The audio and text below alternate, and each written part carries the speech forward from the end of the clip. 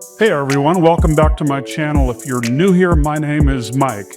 And on this channel, I talk honestly about travel culture and real-world experiences in the Philippines. Today's video is for foreigners planning to visit Manila, whether it's your first time here or you've been there before. Manila can be exciting, overwhelming, fascinating, and frustrating, sometimes all at the same time. So in this video, I'm going to share 10 important things that you'll want to be aware of before traveling to Manila, so you're prepared and not shocked when you arrive.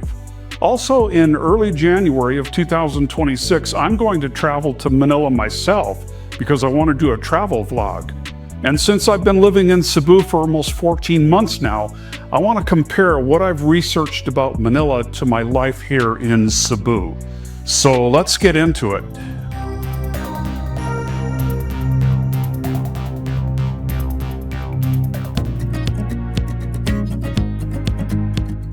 So Manila is not one city. The first thing that you need to understand is that Manila is actually a collection of cities known as Metro Manila. Places like Makati, BGC, Quezon City, Pasay, and Manila City itself are all very different.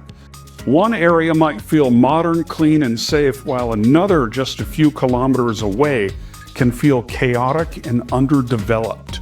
So when someone tells you Manila is great or Manila is something else, understand this. They're probably talking about a specific area.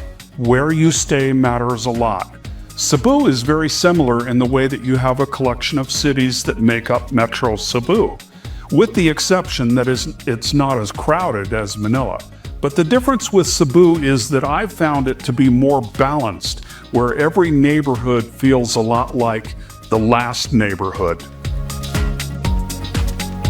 Manila traffic is no joke. If you've heard stories about Metro Manila, believe them. Traffic in Manila is some of the worst in the world, especially during rush hours, rain, or holidays. A 5-kilometer trip can easily take an hour or more.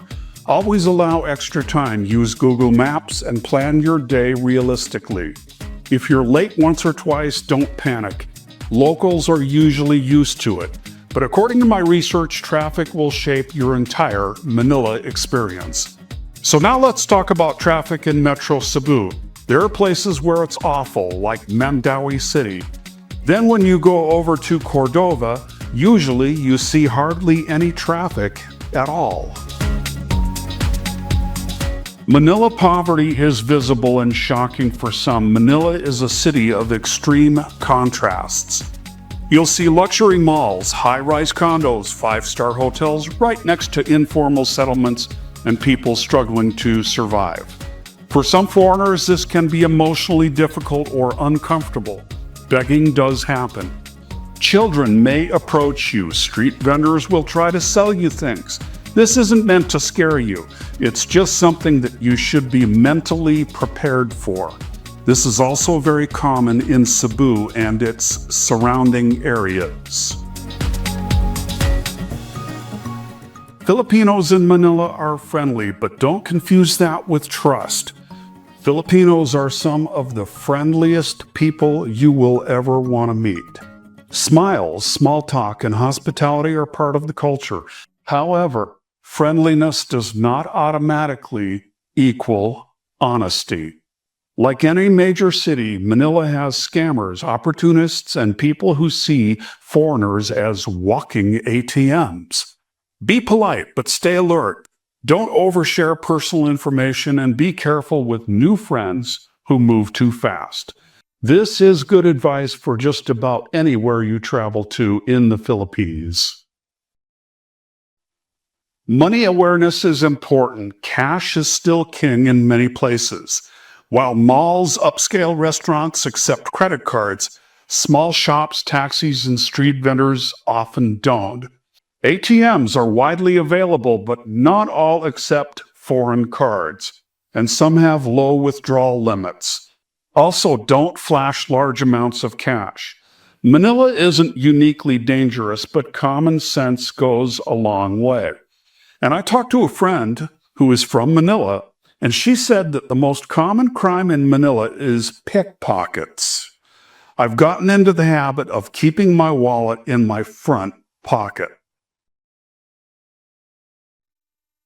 Transportation in Manila can be confusing. Manila transportation isn't foreigner-friendly at first.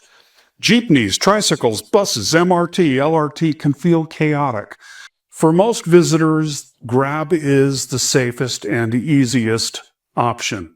And if you don't know what Grab is, it is a rideshare app, just like Uber and Lyft that we have in the United States. Avoid unmetered taxis. If a taxi refuses to use the meter, get out, period. They will try to gouge you for more money than what you should actually be charged. I've experienced this too in Cebu, but it hasn't happened too often. Safety in Manila depends on where you are. Manila is not a war zone, but it's also not Tokyo.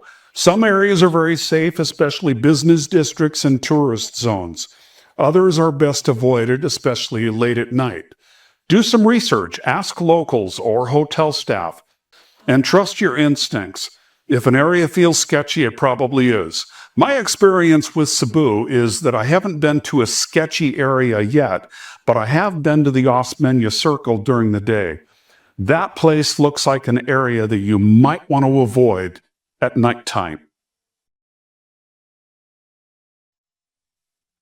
English is common, but culture still matters. Yes, English is widely spoken. That's a huge advantage. But cultural misunderstandings still happen. Filipinos tend to avoid direct confrontation and may say yes even when they mean no just to be polite. Be patient, read between the lines, and don't assume Western communication styles always apply here. And throughout the Philippines, the general rule of thumb is that English is more fluent in larger cities. Manila can be overstimulating. Noise, crowds, heat, pollution. It can be a lot if you're coming from a quiet or orderly country. Manila may feel overwhelming at first. This is normal. Take breaks. Go to malls, cafes, or parks. Don't try to do everything in one day. And as far as myself being retired in Cebu, I do like to keep busy, but I'm also at an age where I like to pace myself by not moving through life at a breakneck speed. Manila isn't the best of the Philippines, but it is a gateway. Here's the truth. Manila is not the most beautiful part of the Philippines. The beaches, nature, and laid-back lifestyle are outside of the capital, in places like Palawan, Bohol, Siargao, and yes, Cebu. But Manila is, again, the gateway. It's where business happens, where flights connect, and where many first impressions are made. If you understand Manila for what it is and not what you wish it were, you'll have a much better experience. From what I've heard about the island of Luzon is that there is scenic beauty there, but you have to travel quite a distance to see those places. In Cebu, it's different because beautiful beaches and waterfalls are a closer distance. So those are 10 important things every foreigner should know before traveling to Manila. Plus, I wanted to draw some comparisons to Cebu. Manila can be challenging, but it also can be rewarding if you come prepared, informed, and be realistic.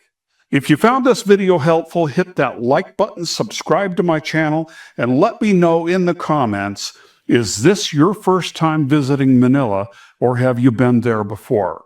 Also, remember that bell notification. Thanks for watching. I'll see you in the next video. God bless and peace out.